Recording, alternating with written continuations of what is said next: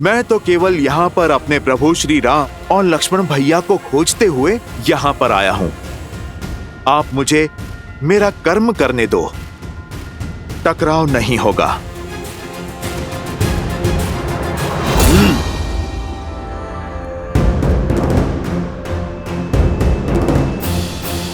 मुझे तुम्हारे बड़बोले होने से कोई समस्या नहीं। समस्या तो यह है कि तुम्हारा कर्म मेरे कर्म के मार्ग में आ रहा है। मैं इस लोक का राक्षस हूँ, महाराज अहिरावण और महिरावण का विश्वास पात्र हूँ, और मुझे आदेश है कि मैं किसी को भी भीतर ना जाने दूं। फिर तो सच में समस्या है और मुझे भीतर जाना ही है। यदि तुम्हें मंशा पूर्ण करनी है तो मुझे युद्ध में परास्त करना होगा। अवश्य करता हूं, किंतु मैं किसी माता पिता से उनकी संतान नहीं छीन सकता। राम काज के पथ में रोड़ा मत बनो बालक, हटो मेरे मार्ग से।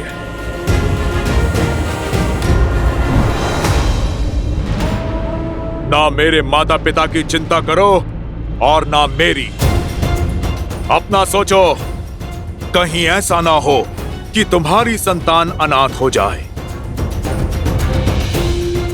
समय रहते लौट जाओ, अन्यथा प्राण से भी जाओगे और प्राण से भी। तुमने वहां पे प्रहार किया है बालक, जहां पर तुम्हें नहीं करना था। इस ब्रह्मांड में ऐसा कोई बल नहीं जो हनुमान को उसके प्रभु से दूर रख सके।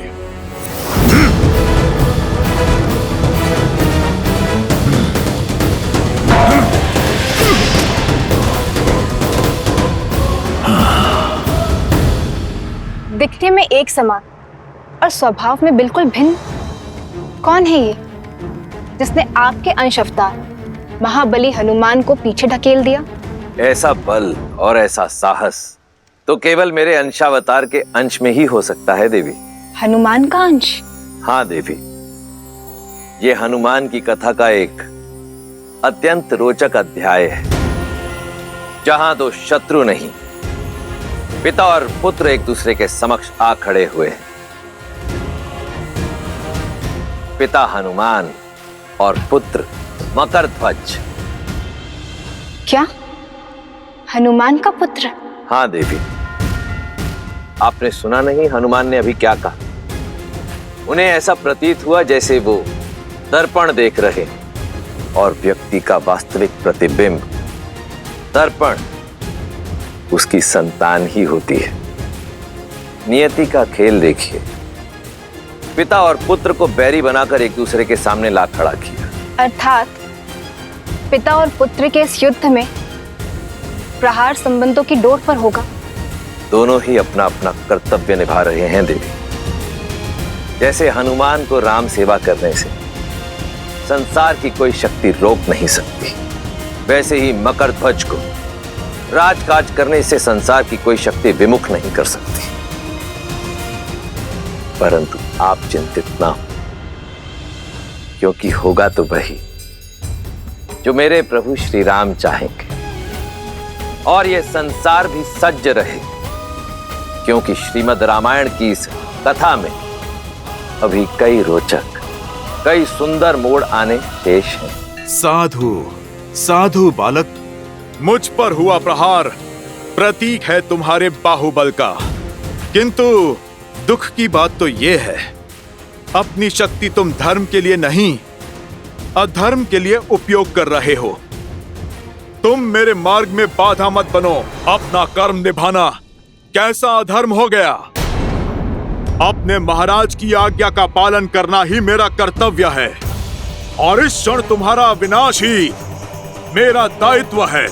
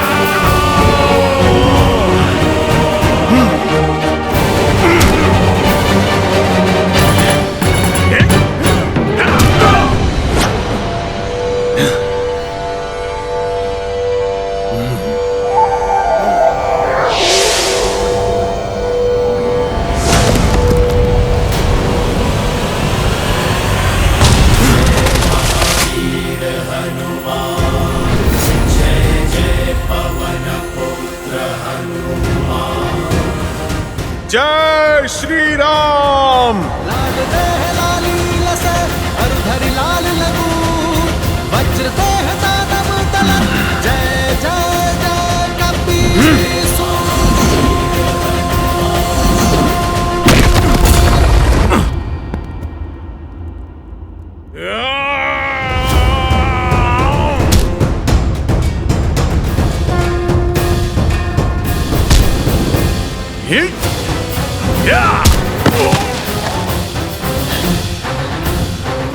आज तक मैं जितने योद्धा से लड़ा, तुम सबसे श्रेष्ठ और उत्तम हो बालक।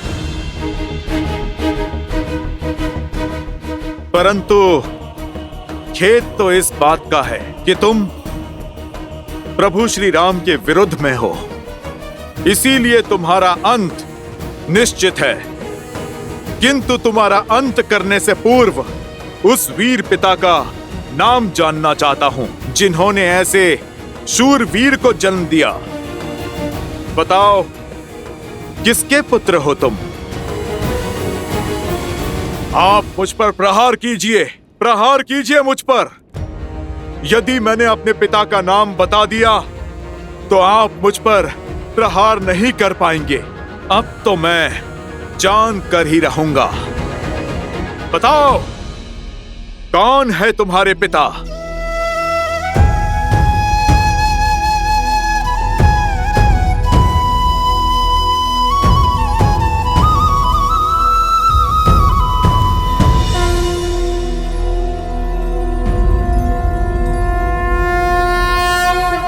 आप मेरे पिता हैं।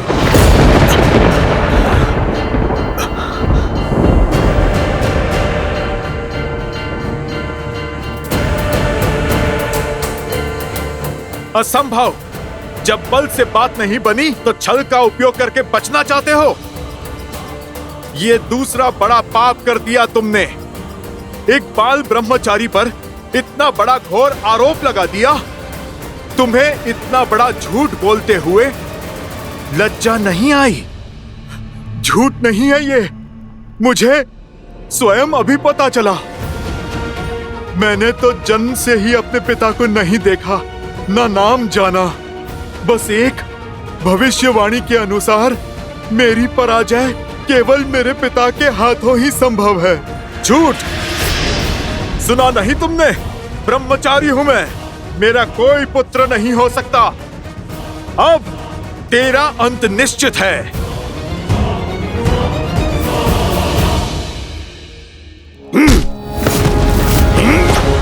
अब सत्य बताओ मुझे, कौन हो तुम? कौन है तुम्हारे पिता? और क्या कारण है इस झूठ का? सत्य यही है कि आप ही मेरे पिता हैं और मैं आपका पुत्र मकरध्वज।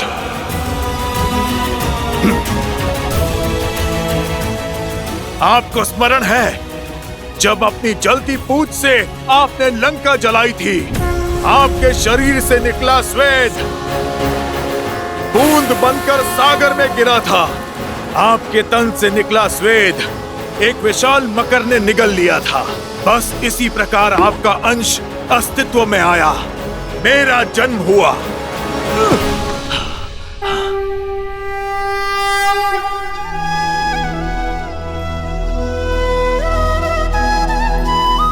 ये बल, ये बुद्धि और पिता को पहचान कर फिर ना प्रहार करने का विनय, तुम सच में मेरे ही पुत्र हो। जब पिता पुत्र से मिलता है तो आशीर्वाद मिलता है। मैंने तो तुम पर प्रहार किया, अब तुम तो इतने बली हो, मैं तुम्हें क्या आशीर्वाद दूं? चलो पुत्र, तुम जुट जाओ प्रभु श्री राम और लक्ष्मण भैया की खोज में, अहिरावण और महिरावण की माया के तोड़ में। क्षमा पिताश्री, मैं पुत्र आप ही का हूं, अपनी निष्ठा नहीं बदल सकता और ना ही स्वामी का आदेश ठुकरा सकता हूं, ना कर्तव्य से मुख मोड़ सकता हूं। मेरे महाराज का आदेश आपको रोकना है, जो मैं अवश्य करूंगा। आपका पुत्र संबंध के लिए अपने दायित्व की बलि नहीं चढ़ने देगा, इसीलिए आप मेरी विनती मानिए और बिना मुझे धर्म संकट में धकेले आप लौट जाइए। धन्यवाद, आज पुत्र ने मुझे स्मरण करा दिया कि कर्तव्य के मार्ग में नहीं रुकना चाहिए। इस भक्त के लिए अपने भगवान की सेवा से बड़ा ना कोई धर्म है और ना कोई कर्म। और यदि राम काज के लिए मुझे तुमसे होकर भी जाना पड़ा तो मैं पीछे नहीं हटूंगा, पीछे तो मैं भी नहीं हटूंगा पिताश्री। जो मैं करने जा रहा हूं उसके लिए मैं आपसे क्षमा चाहता हूं। और मैं भी पुत्र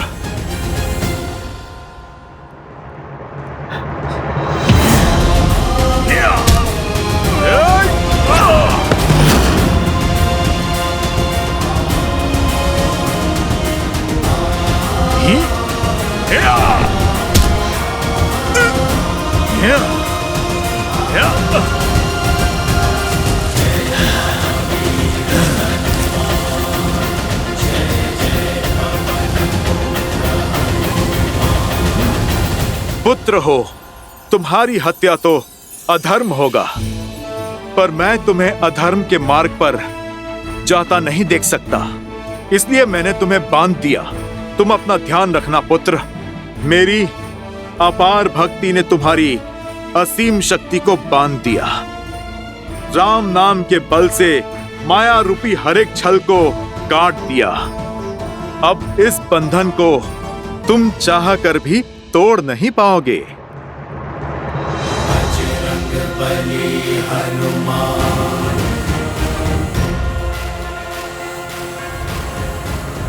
तुम्हारा नाम क्या है पुत्र?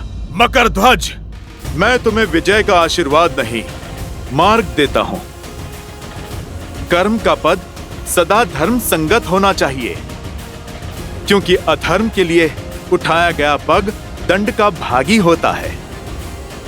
ईश्वर तुम्हें सद्बुद्धि दे।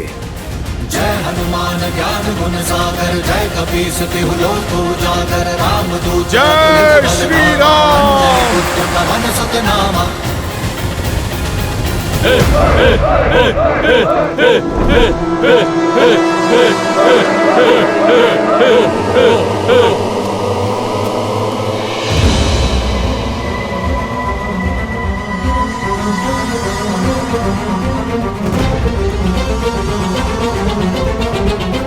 प्रभु, मेरे प्रभु की ये दशा। हे पाताल भैरवी माता, बहुत समय बाद आपको नर बलि चढ़ाने का अवसर मिला है और आज आपको प्रसन्न करने के लिए दो बहुत विशेष बल और बुद्धि वाले नरों को चुना है हमने। ये बलिदान स्वीकार कर हमें आशीर्वाद दीजिए माता।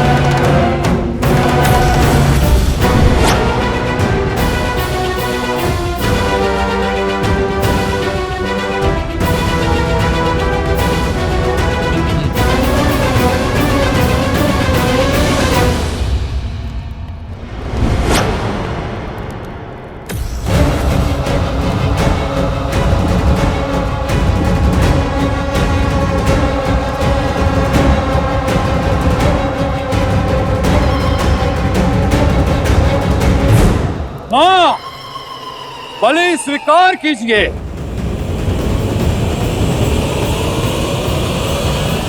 रुक जाओ मूर्खों।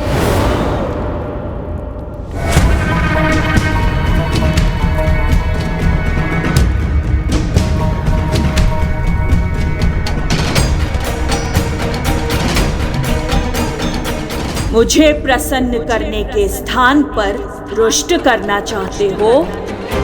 सर्वनाश हो जाएगा तुम सबका। मैं ये बलि स्वीकार नहीं करूंगी। क्या हुआ माता? हमसे कोई भूल हो गई? माँ के मन को समझ न पाना, इससे बड़ी कोई भूल और क्या होगी। हटाओ मेरे सामने से इन्हें और पीछे हट जाओ।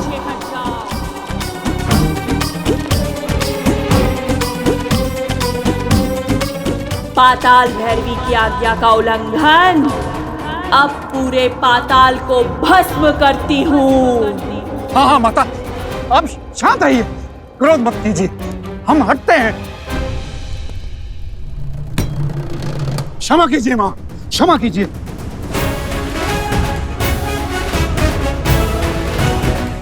पर बलि के बिना आपको कैसे प्रसन्न करेंगे माता? आदेश करें, क्यों ये बलि स्वीकार नहीं कर रही माता?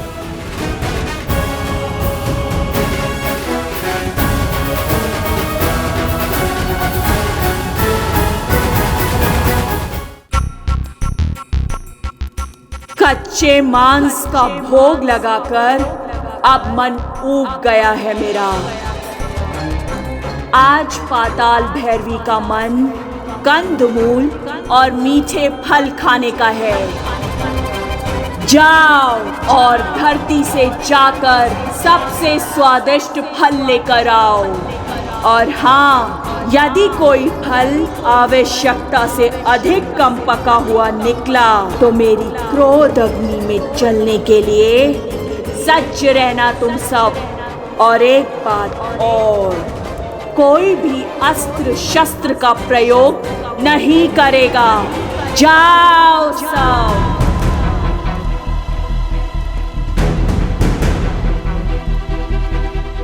मेरी आज्ञा का पालन हो अभी इसी क्षण। अभी लाए माँ, अभी लाए। जाओ, सुना नहीं माँ ने क्या कहा? शीघ्र जाओ और धरती लोक का सबसे मीठा फल लेकर आओ। पहले कंदमूल फल का भोग लगेगा, फिर इन दोनों का। जाओ, शीघ्र अति शीघ्र जाओ।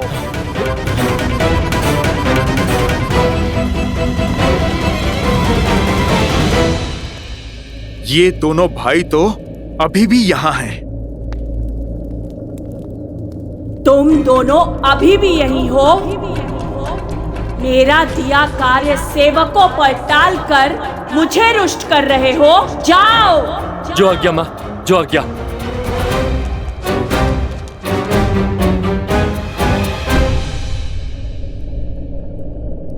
मध्य रात्रि होने को है, पर हनुमान काका अब तक नहीं लौटे। बस वो कुशल हो और प्रभु श्री राम और लक्ष्मण भैया हर संकट से परे हो। मेरी चिंता कुछ और। अहिरावण और महिरावण अजय हैं और पाताल लोक में वो अमर है। ना जाने कैसे हनुमान जी उनका सामना करेंगे, कैसे प्रभु श्री राम और लक्ष्मण जी को बचाकर लाएंगे। कितना विचित्र है ना, हम माता पाताल भैरवी कंदमूल और फल का भोग लगाएंगी। हमने ना तो कभी ऐसा सुना है और ना ही देखा है। आज तक तो माता ने कभी ऐसी विचित्र इच्छा नहीं जताई। सब लोग राम को नारायण कहते हैं। कहीं ये सत्य तो नहीं? कहीं माता देवताओं के पक्षधर तो नहीं? भैया, कहीं ये देवताओं का षड्यंत्र तो नहीं? मकरध्वज, वहां।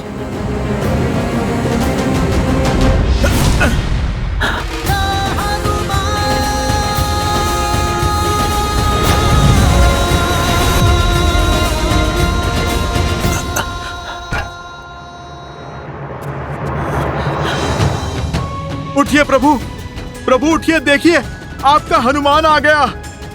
प्रभु आंखें खोलिए। लक्ष्मण भैया, आंखें खोलिए। लक्ष्मण भैया, देखिए हनुमान आ गया। उठिए लक्ष्मण भैया, प्रभु उठिए। ए मरकट, कौन है तू और यहाँ क्या कर रहा है?